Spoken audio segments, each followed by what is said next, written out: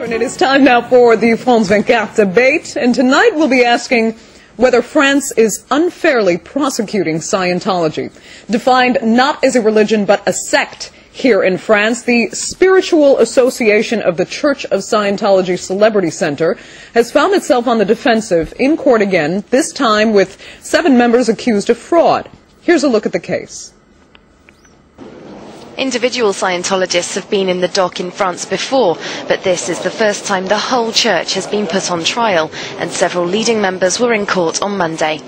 One former member claims she was pressurised into spending thousands of euros on supposed treatments to help her mental well-being. The church denies any wrongdoing, and its various spokespeople were less than keen to speak to the assembled media. I'm Eric Roux, representing members of the Spiritual Association of the Church of Scientology, the Celebrity Centre. That's all. Thank you. Please put your questions to my colleague. The church's official spokeswoman also tried to avoid reporters' questions, but did eventually give this brief statement. We've already been put on trial by media for several weeks now. Now we're in court without any real grounds. It's like a heresy trial. But the prosecution team was unimpressed with the church's response to the case. This is what happened in previous Scientology trials in Lyon and Marseille. The Scientologists prefer not to have the claimants in court and listen to evidence of the suffering they've caused.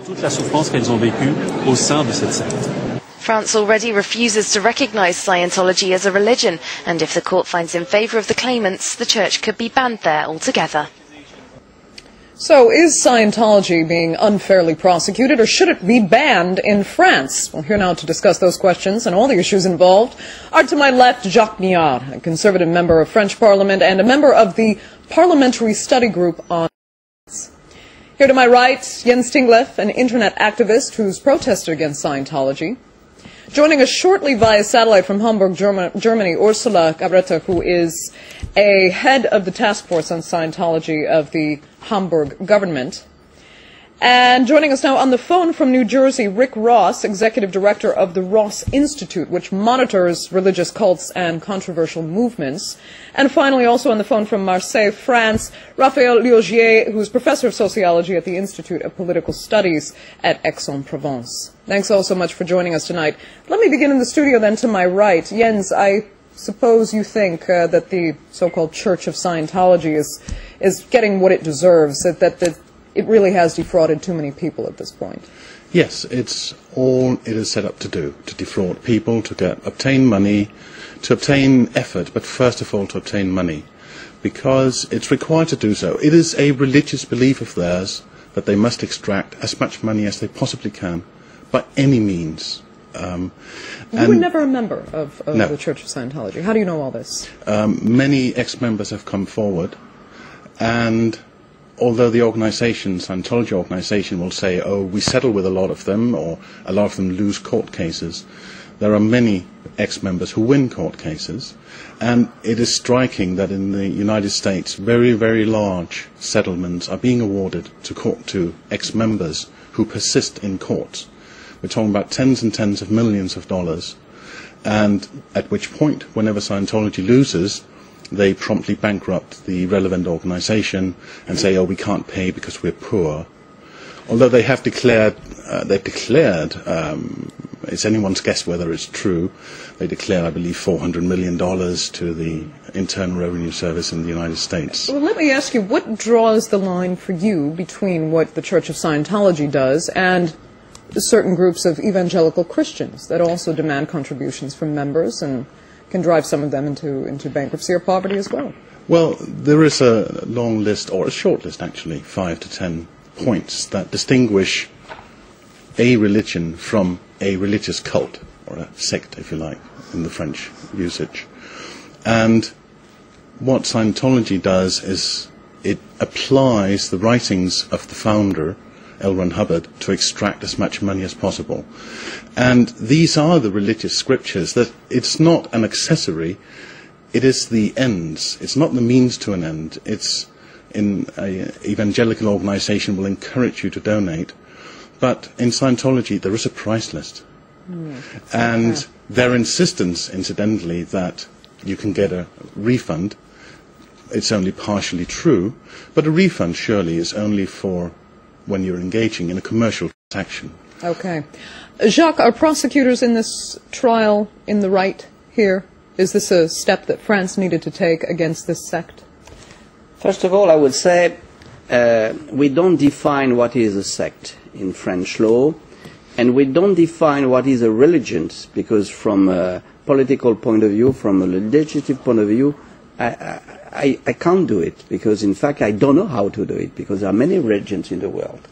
What we are trying to avoid in those cases is that any organizations which pretends to be a religion but is stepping over the red line, and I would say is trying, as it has been said, trying to get more money than it can by selling so-called lessons, teaching, kind of things, pretending that it will save your soul and that you will be much better afterwards, then we know that it is in many cases robbery and breach of law. So what we are aiming at is not to judge the organization as such to be or not a sect, but it's only that we see that this organization is permanently breaking the law and making crimes. Okay, but Jacques, all religions, in one form or another, claim to save the soul.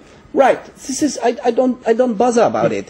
If you are a group and you are praying under the oak, at moon time, at 12 p.m., and that you say, we are praying the oak, we are praying the moon, you can do it. Okay. But if you say, I am praying under the oak, I am praying the moon, and I forbid you to send your kids to school, then you are breaching the law. You see the difference? Rick Ross, I believe you were trying to interject with a comment there, if I'm not mistaken.